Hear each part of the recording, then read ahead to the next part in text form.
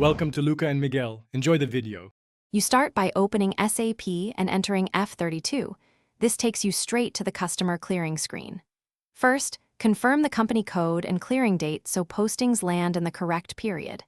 Then, pull the customer account and load open items. Use filters to limit by document type or amount. Once the item list appears, scan for due amounts and note partial balances. Make sure you understand which invoices and credit memos you will clear together before moving to selection. You now choose the items to clear. Mark full invoices or use partial clearing for part payments.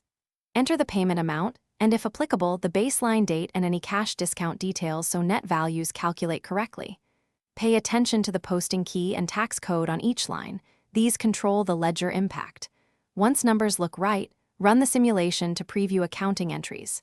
If differences appear, adjust amounts or add a residual item. Only post when the simulated ledger entries match expectations. Post the clearing and copy the FI document number for audit trails, then print or save the posting receipt for the customer file. After posting, verify that customer balances and the reconciliation account reflect the clearing. Run a quick AR report to confirm zeroed items. If something is wrong, stop and troubleshoot.